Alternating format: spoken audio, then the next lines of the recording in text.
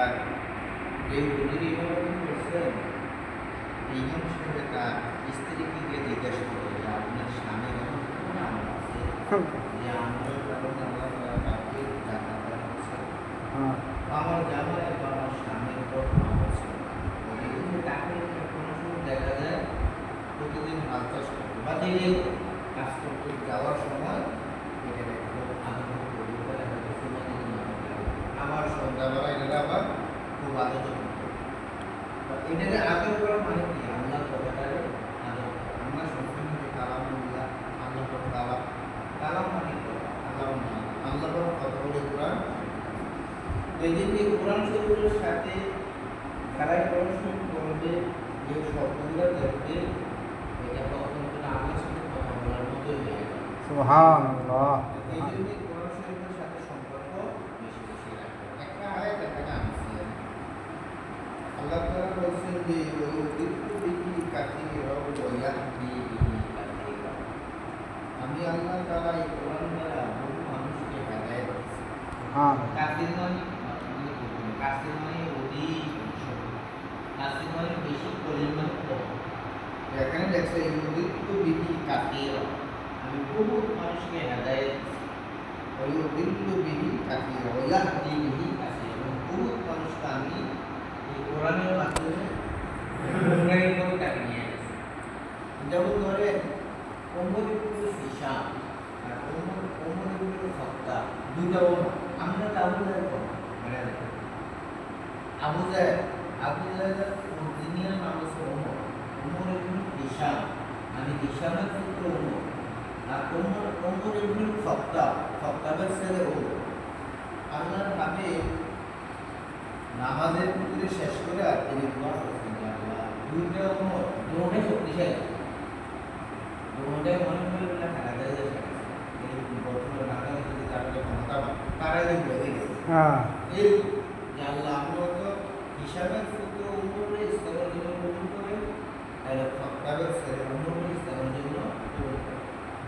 তখন কিন্তু আল্লাহ তাআলা এই ওমর ইবনে খাত্তাবের হাদিস রাখছে, আসলে ঘরটা কার্যকরী করা হয়েছে। কিন্তু দুর্যোগ কিন্তু ওমর ছিল। এই জন্য এই কোরআনে মানুষকে কি করছে?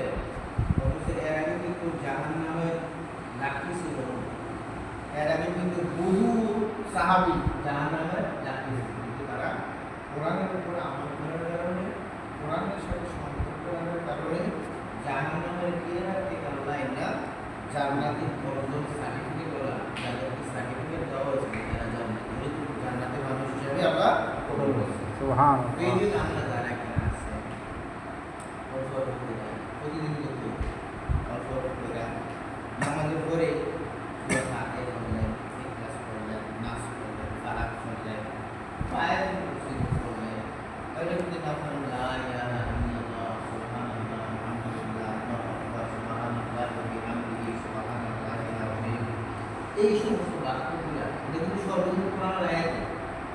সুবহানাল্লাহ সুবহানাল্লাহ ওয়া বিহামদিহি সুবহানাল্লাহিল আযীম সুবহানাকা লা ইলাহা ইল্লা আনতা, এই সব আয়াতগুলো একটু পড়ার চেষ্টা করব। আল্লাহ তাআলা আমাদের সকলকে এই কোরআনের উপর আমল করার তৌফিক দান করুন। আমিন। আমি যে বলছিলাম যে আরশের ছায়ার নিচে কোরআন শরীফ থাকবে, তো আমরা যারা গুনাহগার কিন্তু কোরআন শরীফ পড়ছি বা কোরআনের সাথে সম্পর্ক আছে, একটা বলেন যত বেনামাজ হোক এতে নামাজে ধরে, কিন্তু এই ব্যাপারে কিন্তু কঠিন যে কোরআন শরীফ কি অবমাননা করবে, বকলা কিন্তু এবারে কি অন্য কোরআন শরীফ অবমাননা করতে আয় না, কারণ দেখো নামাজ এটা কিন্তু কথা, তার মানে যে আমার হাবিবকে ব্যতীত করবো না, আমাদের কোরআনকে ব্যতীত করবো না। আমরা বাঙালি নামাজের দিকে হলেও এই সাথে কিন্তু ব্যাপার করতে হয়। এই কোরআন শরীফের সাথে সম্পর্ক থাকার কারণে কোরআন শরীফ আমার সাথে দরকার হবে আগে রেখে আল্লাহ কোরআন শরীফ দেবো ফরাতে আলাদা ব্যতীত লাগালে এটা আমি দিয়ে কারণ আমার সাথে যখন আমরা নামাজ পড়ছি না, অন্যের সাথে তার দুর্বলতা আছে, কিন্তু সকাল সন্ধ্যা কিন্তু আমি কোরআন শরীফের সাথে তার একটা সম্পর্ক ছিল, অথবা আমার এই বন্ধুদের ছাড়াই আমরা আমার এনে আমি কিছু নামে তো বাইক দিয়ে আমরা কি করবো? কোরআন শরীফের সম্মান রক্ষার্থে সেই জায়গা থেকে সুপারিশ করবো, শুধু করার না। পৃথিবীর যত মহান উম্মত আছে যারা সাফায়াত করবেন সুপারিশ করবেন সবাই আসলে সায়ান্তি নিয়ে সুবহানাল্লাহ সুবহানাল্লাহ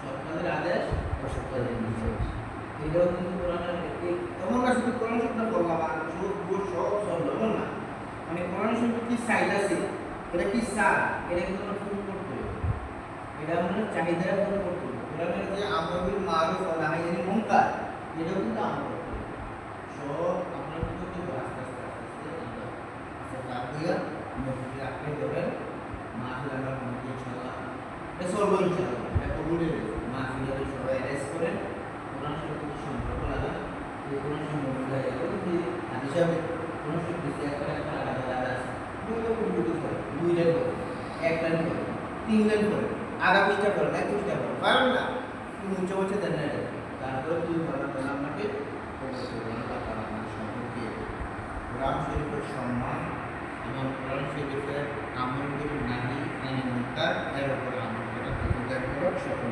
আমিন আল্লাহ